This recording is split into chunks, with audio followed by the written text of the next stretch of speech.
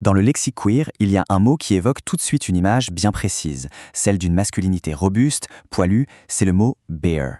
Aujourd'hui, on va décortiquer ensemble l'histoire vraiment fascinante qui se cache derrière ce terme. Mais alors, au-delà des clichés, c'est quoi un bear exactement? C'est vraiment la question de départ, la clé pour comprendre toute cette culture. Bon, allons-y. Pour bien saisir le truc, il faut d'abord poser les bases, définir de quoi on parle. Parce que vous allez voir, l'identité bear, c'est bien plus qu'une simple description physique. À l'origine, le terme bear est né un peu en opposition.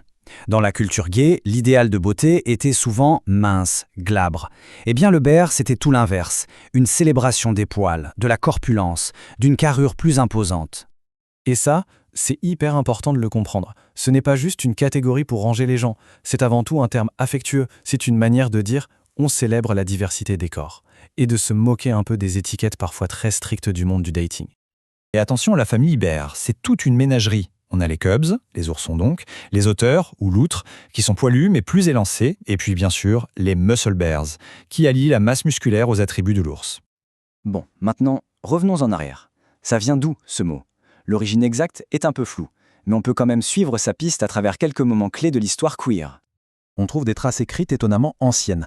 Imaginez, dès 1966, on parle déjà d'un beer club à Los Angeles. Puis en 1979, le mot est décrit dans la presse. Mais le vrai tournant, le moment où tout s'accélère, c'est 1987, avec la création de Beer Magazine. C'est vraiment ce magazine qui va consolider et populariser l'identité de cette communauté. Cette phrase, elle est devenue mythique. La description de George Mazzei dans The Advocate a été super influente.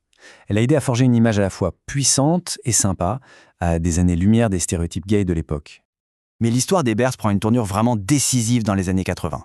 Une période hyper sombre, marquée par une crise terrible, mais qui va paradoxalement forger et souder cette communauté. L'historien Les Cartwright l'explique très bien. D'un côté, avec la crise du VIH, un corps costaud est devenu un symbole de santé, et ça a changé les codes de la beauté. Mais en même temps, les hommes corpulents et poilus se sentaient encore et toujours rejetés des principaux lieux gays. Et c'est là que tout a basculé. L'exclusion, ça a été le moteur.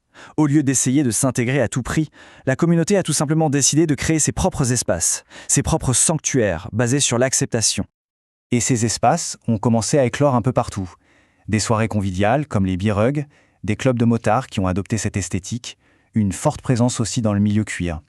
Chaque initiative a permis de tisser un réseau social de plus en plus fort. Allez, on avance dans le temps.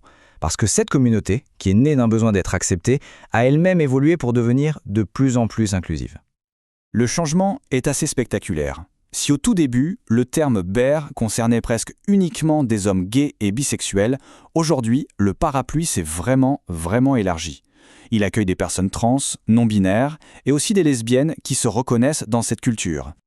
Et ce qui est intéressant, c'est que cette idée d'ouverture, elle n'est pas si récente que ça. En fait, dès les premières années, les lesbiennes bears, qu'on surnommait parfois avec humour les Ursula, faisaient déjà partie des discussions. Cette citation de Bear World Magazine résume parfaitement l'état d'esprit actuel. Le défi finalement, c'est toujours le même. Il faut continuer de casser des stéréotypes, y compris à l'intérieur même de la communauté, pour que tout le monde s'y sente bien et visible.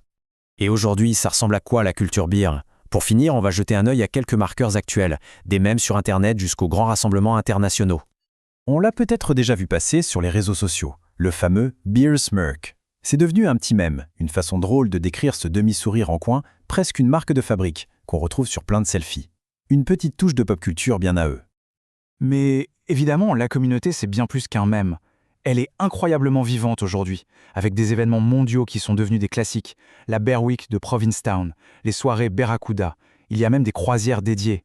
C'est la preuve que la culture est super dynamique et bien installée. Au final, toute cette histoire de la communauté beer, elle nous pose une question essentielle. En partant d'un sentiment d'exclusion pour construire une culture mondiale, elle nous rappelle à quel point il est puissant de créer ses propres espaces. Ces lieux où on peut enfin se sentir complètement soi-même.